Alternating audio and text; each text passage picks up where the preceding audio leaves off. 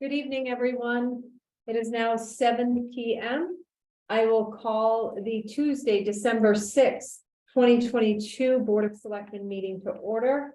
All three selectmen are present, and we will begin with the Pledge of Allegiance. I pledge allegiance to the flag of the United States of America and to the republic for which it stands, one nation under God, indivisible, with liberty and justice for all.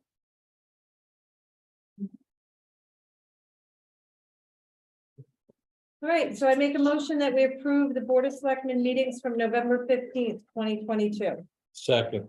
Okay, we have a motion and a second. Any discussion on these minutes? I thought they looked good. I was good with them. Good with them? Okay. All in favor of approving the minutes from the Board of Selectmen meeting November 15th, 2022, say aye. Aye. Aye. I did. Okay. I All right, and that motion passes. Correspondence, police services report for October 2022. This correspondence is to keep you apprised to the monthly police services occurring within the town of Thompson. Accidents 13, investigations 29, burglaries 0, larcenies 3, non-reportable matters 143, DUIs 3, traffic citations 4, and written warnings 14. Very truly yours, Lieutenant Eric Hagland. Any other correspondence? think you sent out the EMS log to them. I did send out the EMS log today, and I do plan on having the administrator for Putnam EMS here with us on December 20th. Okay. That'll give you enough time to review. You should have both October's and November's. Yes. So. Additionally, I will point out that we all did receive the message from Mr. Bill Warner. Yep. In regard to a message that was sent out and an error. That was. I shouldn't say an error, it was just a misunderstanding amongst one of the recording secretaries. And I've sent you all of the information in the correspondence. Yeah. So, yeah. It happens. Right. And she did send a message to the ZBAs and the ZBA committee members, informing them of her error. So. But I have that here tonight too. Any other correspondence? Not that I can think of. All right, with that, we will open the floor to selectmen comments. Any selectmen comments?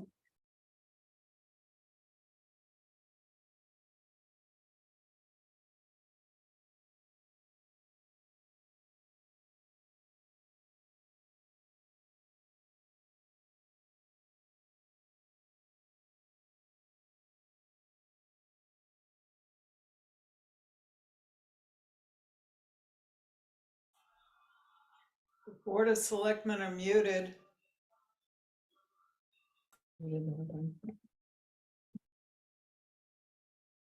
Thank you.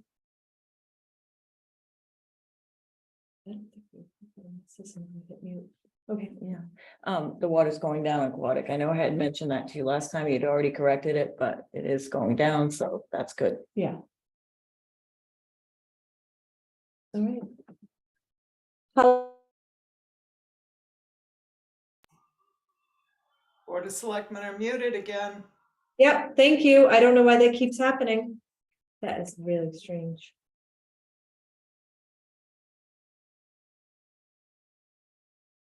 Valerie, were we unmuted and then did we mute? Did you hear us up until a certain point?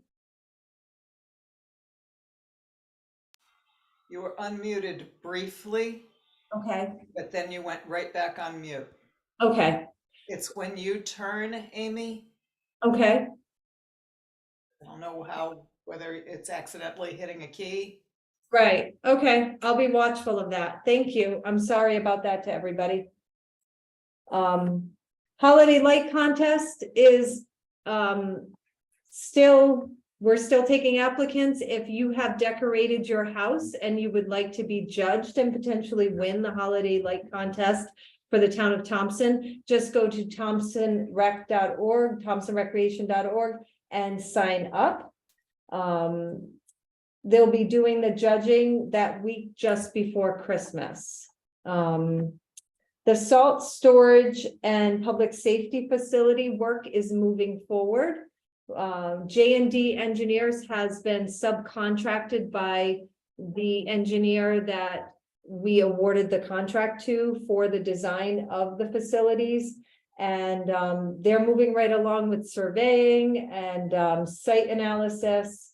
So we're excited. I'm excited about that. The library roof RFP will be published in the coming weeks. And as you remember, that was a grant that we received for the replacement of the library roof.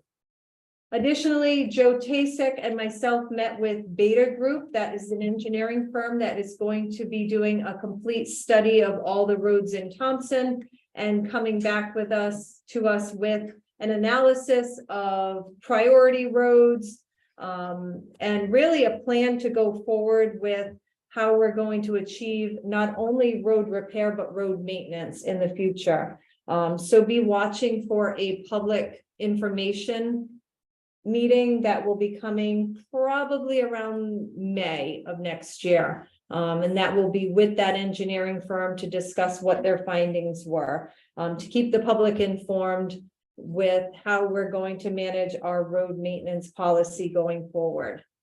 And that is pretty much all I have. What was the name of the technology again? Beta Group. Beta? Beta Group is the engineering firm. They utilize LiDAR technology. Yeah, LiDAR, LIDAR. Okay.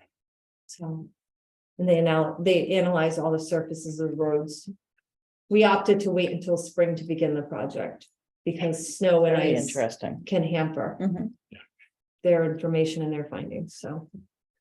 Oh, and just an additional note on that Beta Group, Woodstock is using them, Killingly is now using them, and Putnam had used them for years in the past, so. Good. Any other selectmen comments? Okay, with that, we will move to citizen comments, agenda item 6, citizen comments.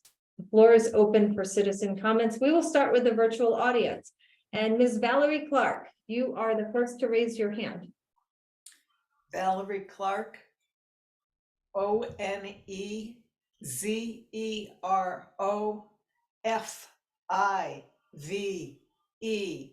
Ulm Road. The minutes continue to be incorrect. Oh. 105 Elm Road, Dottie, 105.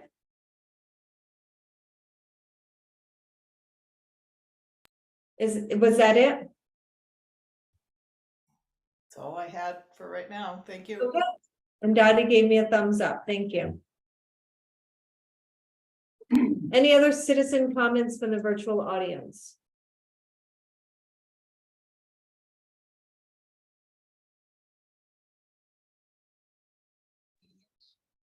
Mr. Trudeau, did you have something you wanted to say? Yes, 192 Wager Road, Dick Trudeau. My question is, how much is that road maintenance evaluation going to cost the town? We took it out of the paving budget. It was $28,000. Additionally, what it includes is it's a software program that we will be licensed to use from this point forward. So it was a multifaceted option. Excellent. Thank you. You're welcome. Any other citizen comments from the virtual audience?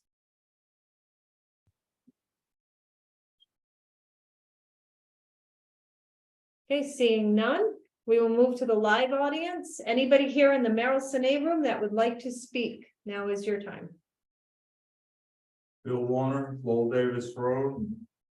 Just want to bring your attention to the fact that Thompson taxpayers that live in the old R80 zoning district have been overcharged on their taxes.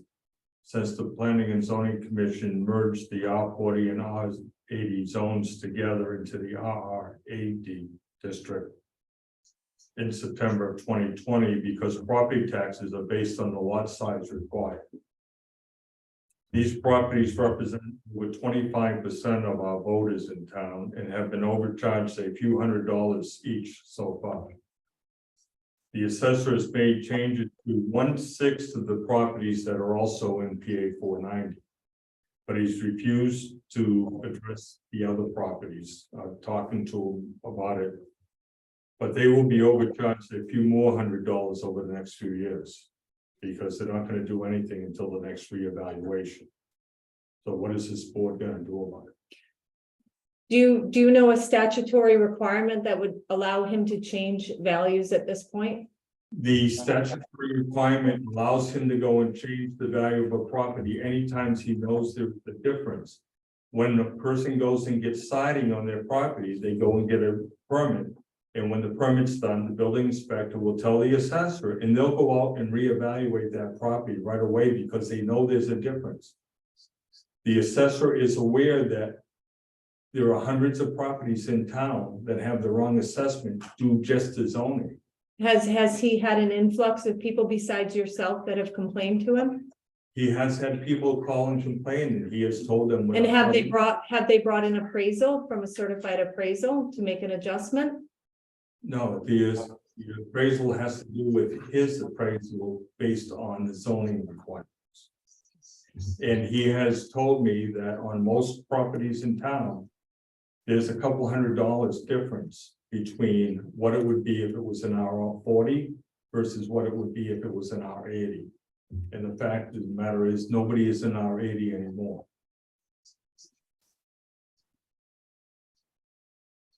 What would you like this board to do about it, Mr. Warner? The board should direct the assessor to reevaluate everybody and put them back into R40 where they belong. It's a paperwork thing that he's aware of. He can do it in a matter of a few hours. Oh, in a few hours, Sure. thousands of parcels. Sure.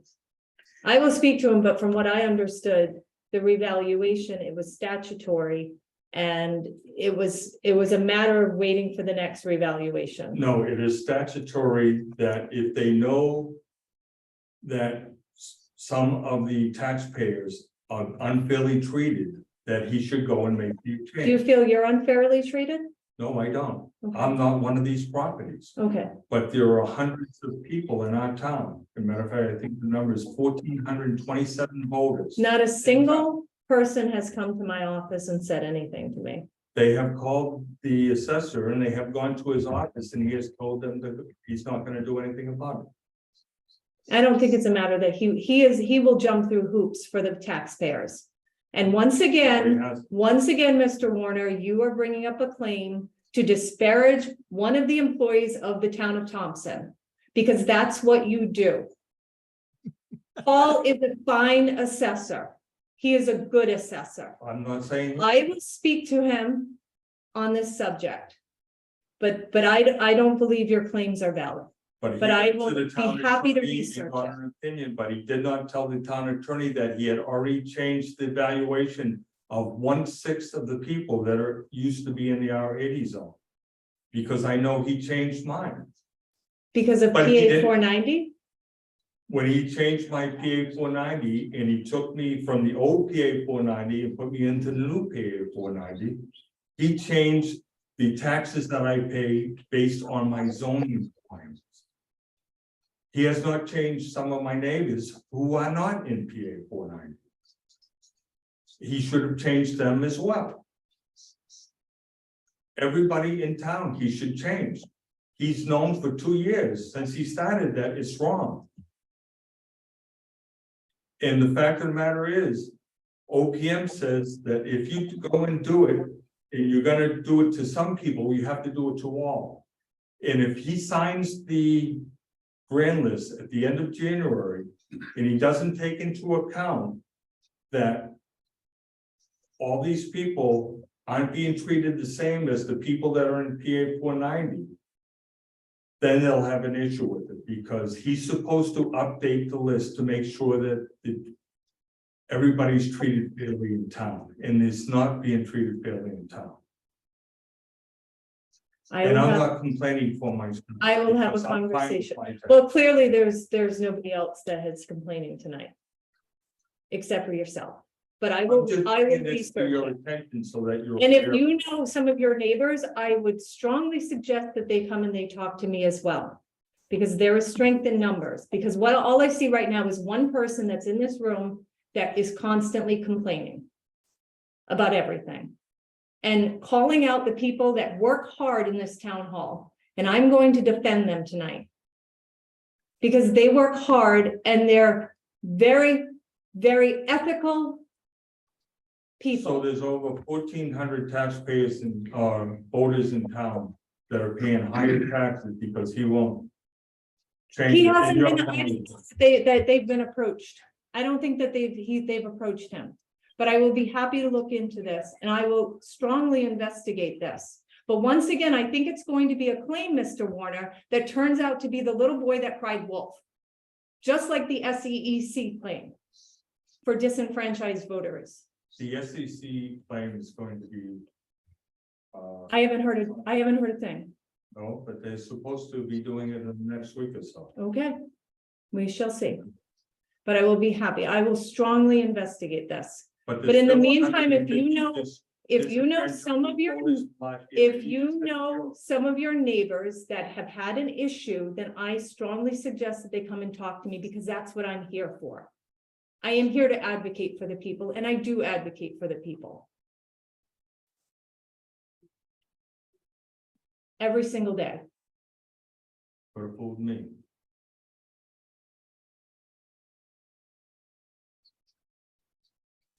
Citizen comments. The floor is still open for citizen comments.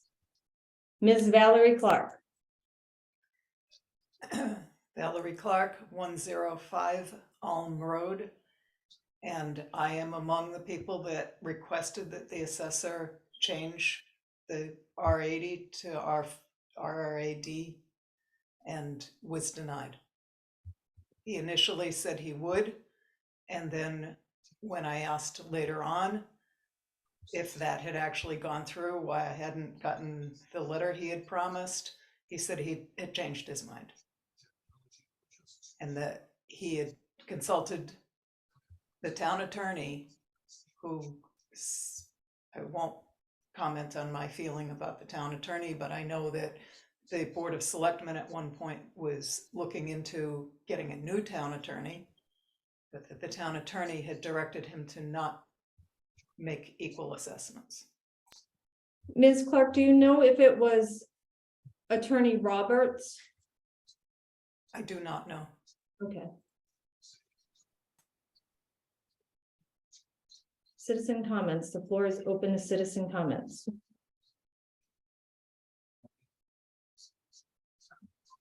State your name and address.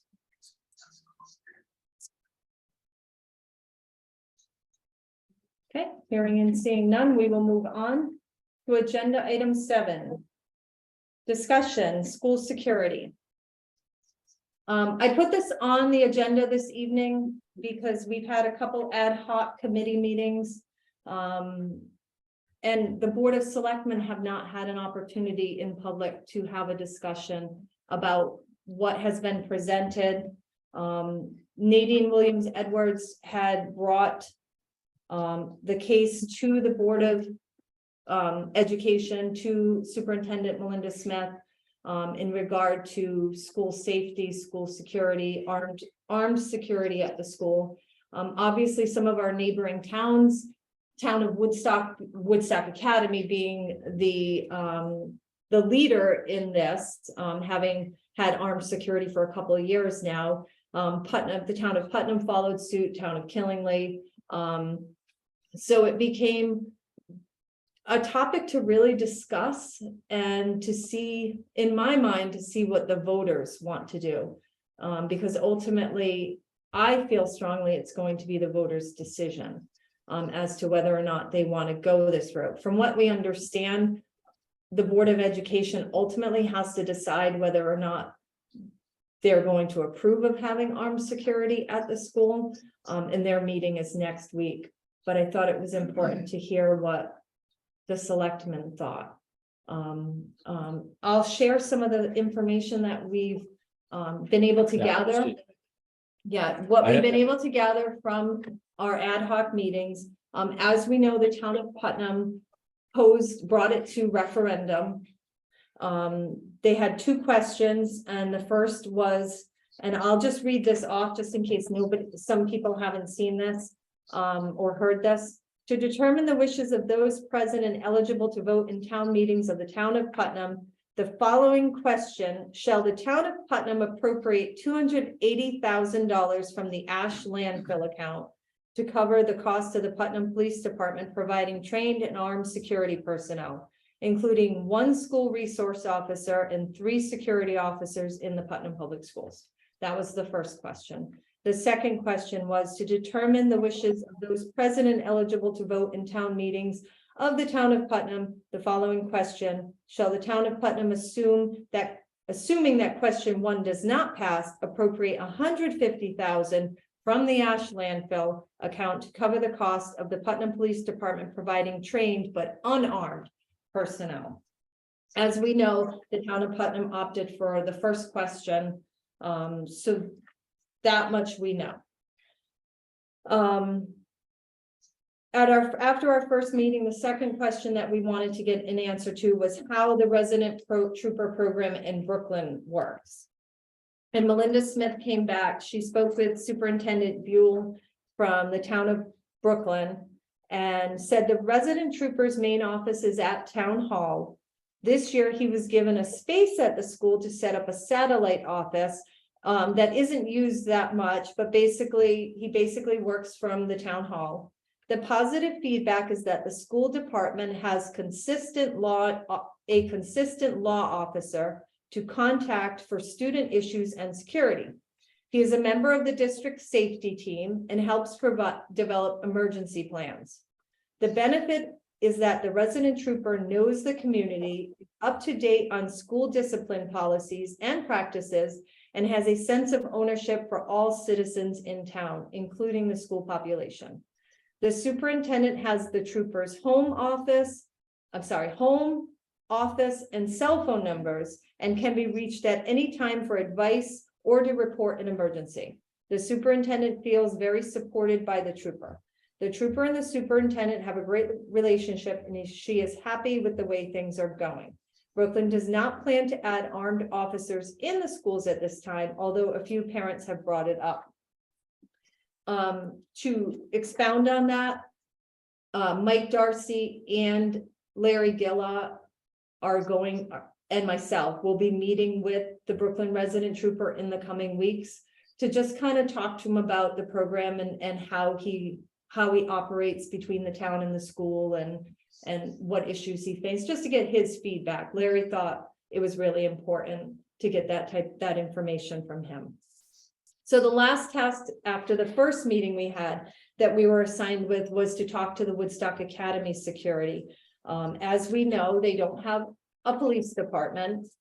They don't have a resident trooper, but they do have armed security at Woodstock Academy. I spoke with Craig Rich. He is the head of the Woodstock Academy security team, because I wanted to know what type of training they go through, how they worked with their providing firearms, etc. And what he provided for me was that they have 1 day a year with training at the police academy. It's $75 per person, so that seems relatively fair. They do have to qualify with their firearm 1 time per year. They cover the cost of ammunition, uniforms, shirts, cold weather fleece. The individuals receive a stipend, with which they can purchase their firearm, and then they are also issued duty ammo. The one thing that Mr. Rich told me was that the pool of applicants right now is very slim. They have had 1 position open for over a year, because even though there's a large amount of police officers that are retiring, they are getting positions in the private sector that pay more, or they're choosing just to retire. and not work another job. So that's been a challenge. That's been an obstacle for them. Additionally, I spoke with Mike Susi. He is the finance director for Woodstock Academy.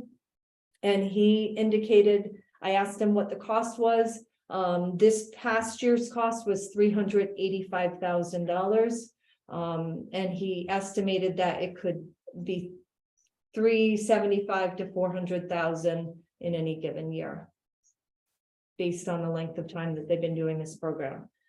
And yeah, and we kind of left it with Larry really wanted to meet with the trooper in Brooklyn. I strongly feel that if we're going to do armed security at the school, that we have to put forward a first-class operation. You can't just put a gun in anybody's hands. We do know that in order to have armed security at the school, they have to be retired law enforcement that had arrest powers. So they actually have to have been police. They can be out of state. Oh, they can be. They can be, but they had to be police officers. They could be town, they could be state, but they had to have they had to be an actual police officer with arrest. They had to be certified by the Correct. state's academy. A case in point, I think it was Mr. Rich was a Yukon police officer. So, so we're kind of waiting to reconvene, but I thought it was important to hear what Ken, you and Susan thought. And have you had time to think about it, or do you have any concerns, or You're always your biggest, Woodstock Academy is a private school. So they assume all liabilities and assured accordingly, et cetera. The other two have police departments in them. So it gives them another advantage. We're very unique here that we don't. So it comes down to that. I still, because even with this, your ad hoc committee is going to have to come out with their recommendation and how they envision this all to go, because we're going to have to bring that to the public when it comes time with the cost. And we're going to get a ton of questions, pro and con against, this, no matter what. right? Well, one thing that we knew without a doubt was we can arm security at the school, but it doesn't mean that they're going to be where the We incident cannot. happens. We No, we cannot. can't. I mean, Board of I'm Selectmen just saying, cannot. no, I'm just saying. Board of Ed has to vote on. No, that's not what she said. Yeah. Thing is that we could make the decision, the town could make the decision to arm officers at the school, but they might not be there to stop the violence. And we always have to remember that just because you put a gun on somebody in a school or multiple people Doesn't in a mean they're gonna school. be that part of the building at Exactly, the time. because it's an expansive school. So, you have that because if somebody's gonna do something, and if they know anything about the school, they usually know where security is on a given time. That type of thing. Well, the biggest thing that I learned from Woodstock too was that it's very important that nobody knows who is armed. And So, That makes sense. yeah.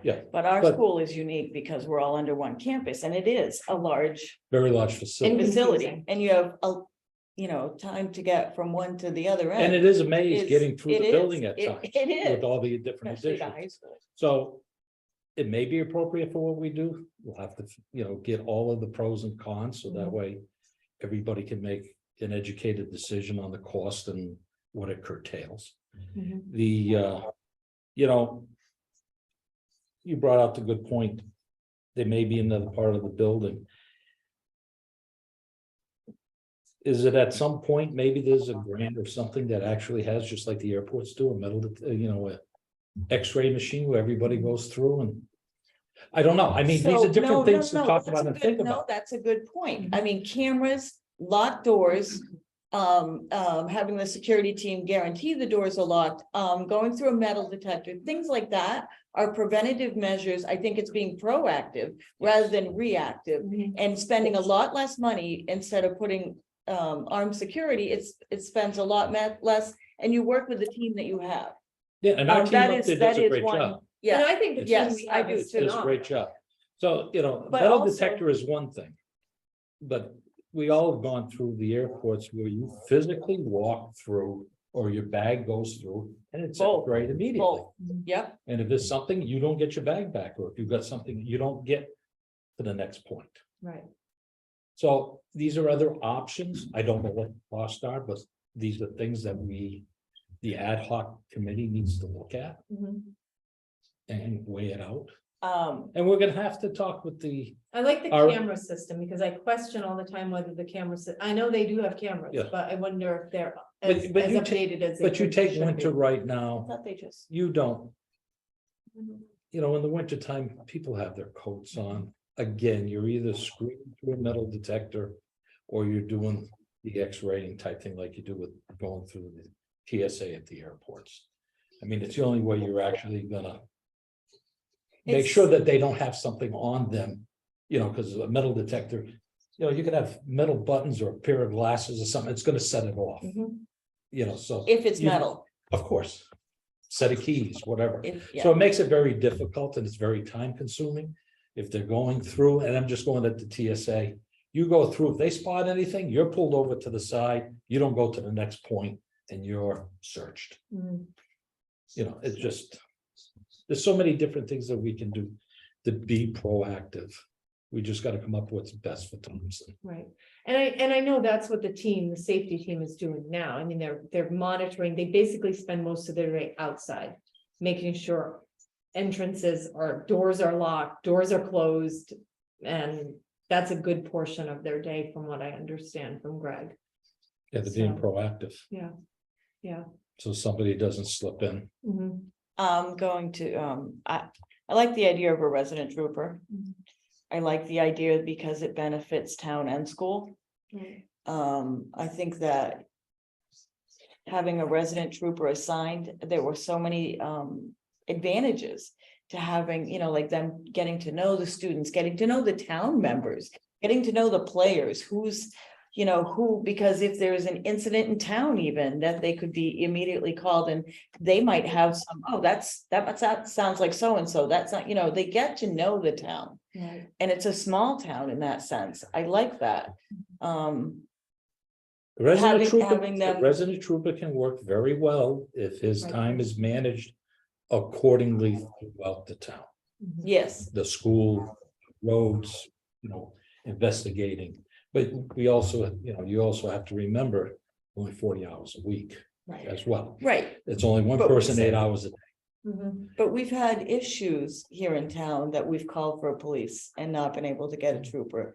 You know, it Usually the just, motorbikes, you're thinking of I motorbikes. am thinking of the incident, but we've also had issues with Riverside Park being vandalized and, Mhm. you know, different things that I refer back to Aquatic State Park because there's been no changes, no resolution. There's been nothing to say that we're not gonna have the same issues this year, but just having a resident trooper walking around the beach could make a difference. You know, I just think that that's, I hate this expression, but it's the best bang for our buck. I hate that expression, but I think it's an effective way Well, I will to say in the secure the last 2 town and the years, school. some of the most calls I receive is about speeding on our roads. It always is. Yeah. So you know, Oh, yeah. It's always about speeding. it trumps calls about potholes and roads. It really does Yeah. in recent times.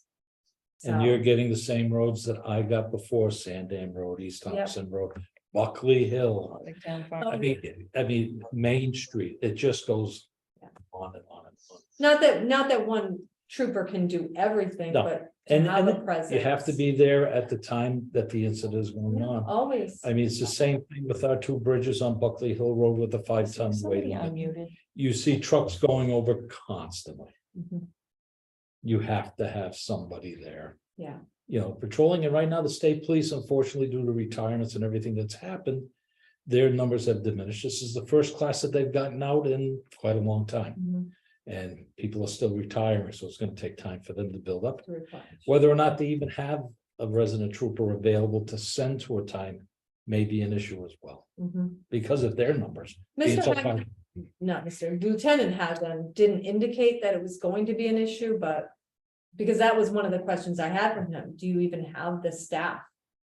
To appoint a trooper to come to Thompson exclusively. Yeah. He didn't seem to indicate that it was gonna be an issue, but. And he spent a lot of time with us that first meeting. He spent 2.5 hours with us.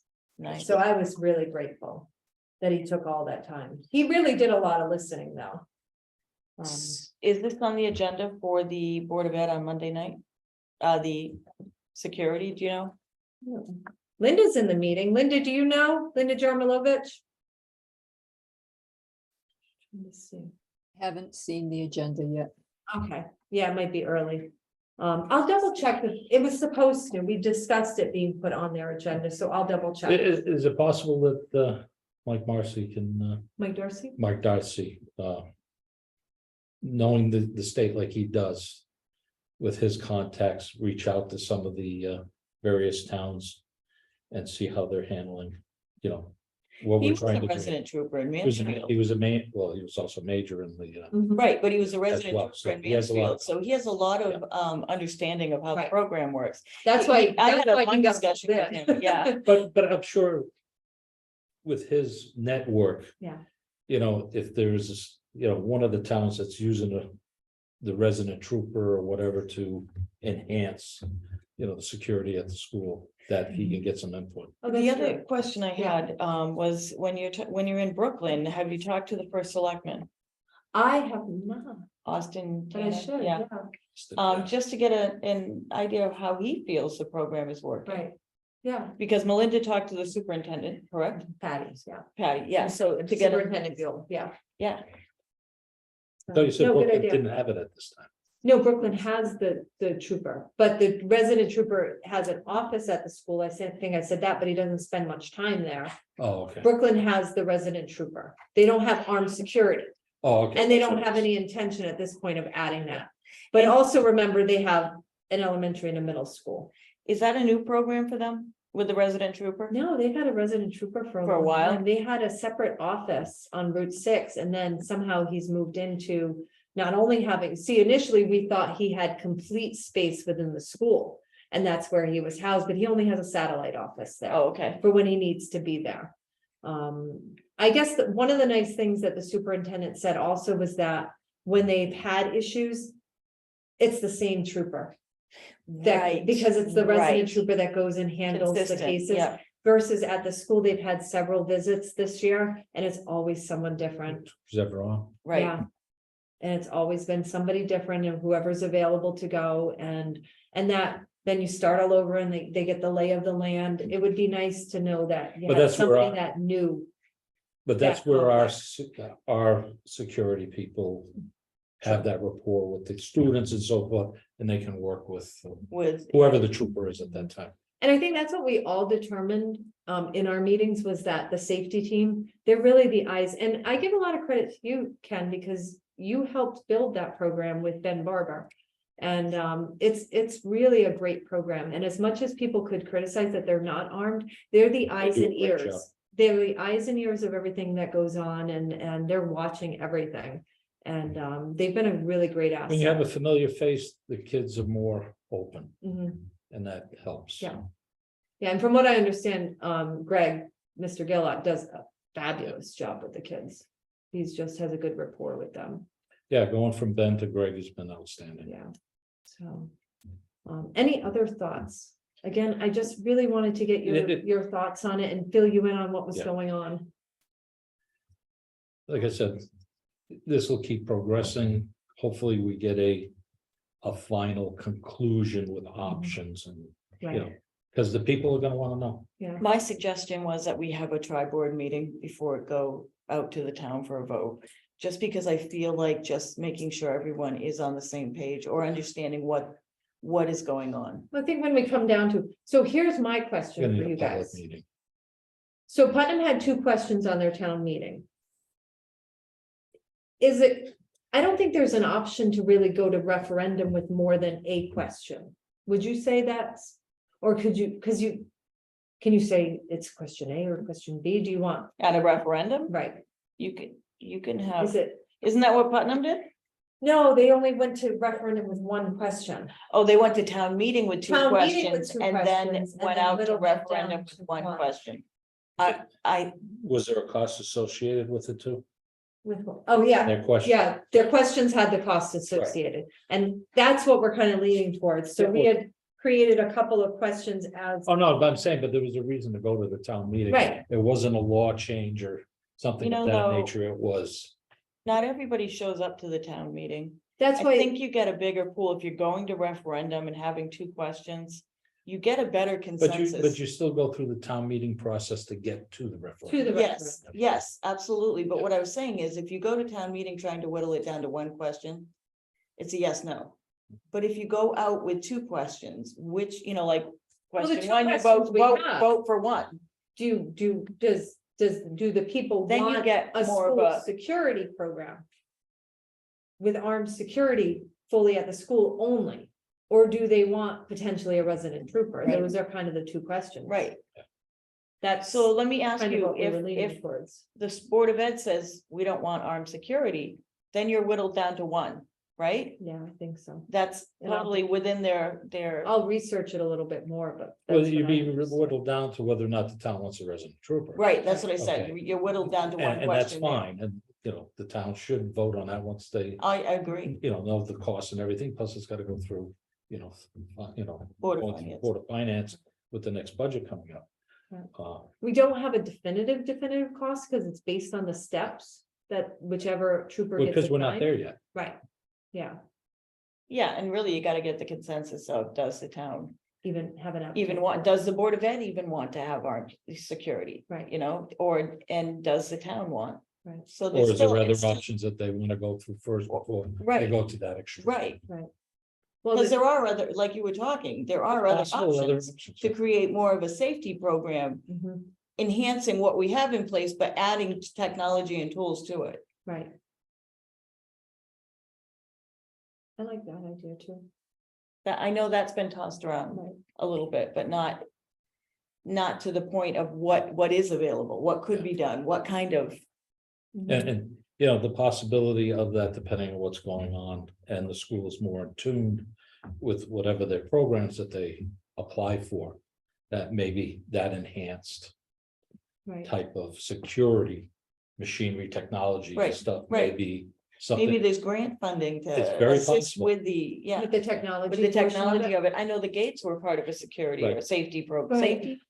safety or I forget security? what it was, but it was a Yeah. grant program. That Right. and the shield on the glass. On Yeah. the Right. windows, The yeah. peel off, The- or not peel off, but the, Whatever it's yeah, called. The bullet, It's not even, it's not. it's not bulletproof, but it's to just reduce the, The sight line in. I Yeah, can't think of the that's word, the but it's a way I understood it. membrane that they put on.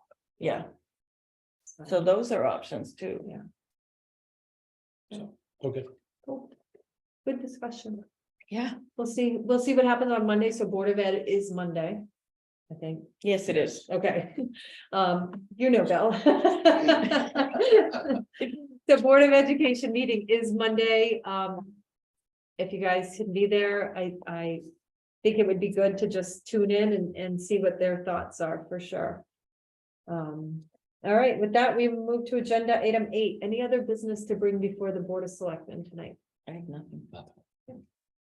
Okay, and that brings us to second round of citizen comments, agenda item 9, citizen comments. The floor is open. Virtual, live. Citizen comments. Yeah, hi, Nadine here. Hi. Hi, Glad you- yeah, sure, 131 Spicer Road, Okay, and good conversation. Thank you, and really appreciate your input, Ken, on the suggestion of getting maybe the option for detectors. We're a little bit far, I'm on the committee, and we were a little bit far from the final options that we need to bring, obviously. And I know that we did talk about that once in one of the meetings, but it's definitely worth something that we want to bring back around, I think. And I guess I just want to say that when we go out and, it's going to be a moot point depending on where we go, what the Board of Ed decides on one day or how they're going to vote on this, because it's going to come down to potentially if armed security is not what they would approve, then we're in a whole different set of questions potentially. And I think that when I was looking at the questions that we discussed, the questions, it seems like, they can't be open-ended, obviously, that it's not one or the other. There's gonna have to be a drop down to if all else equal somehow, I think. And I'm sure you're aware of that, Amy, and they'd be crafted that way, but I appreciate the conversation so far and thank everybody for that. It's something really important to me. And I think that this is something that's trending and I've done a lot of research on it. And it's not changed in the last 15 years. It's only mass shootings in schools have only gone up in the last 15 years. They've not gone down at all. So whether, we approach this incrementally or how we get to where we need to be, the end game is that, the majority of the schools are entertaining the armed security option. So just putting that out there and sharing my research with everybody. Thank you. Thank you, Nadine, and I really thank you for bringing this to the forefront. You are a huge advocate for this, and I appreciate the work and the study that you've done on the topic. Yeah, and we're not going to stop. We'll keep finding what's best for the town and for the school, for our students and for our educators, for sure.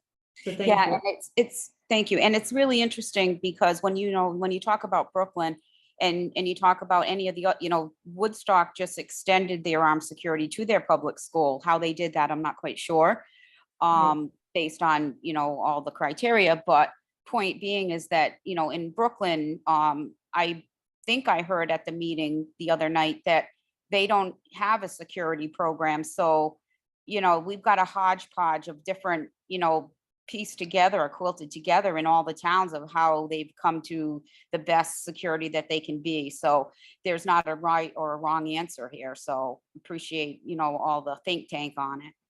Yep.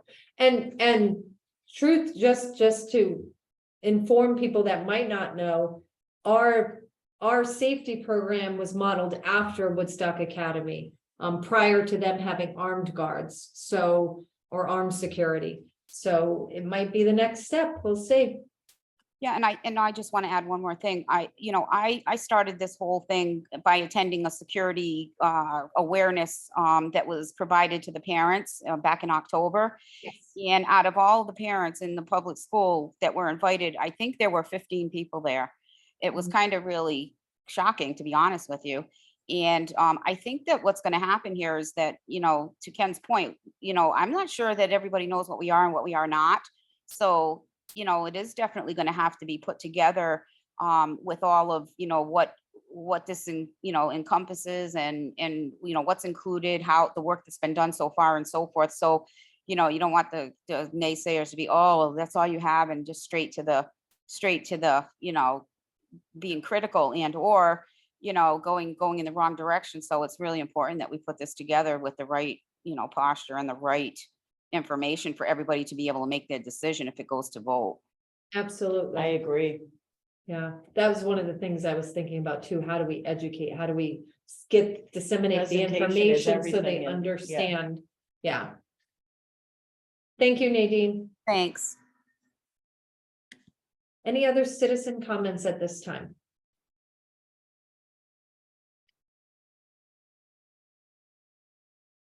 Okay, hearing and seeing none, we will move on to agenda item 10. Tax refunds. It's small today.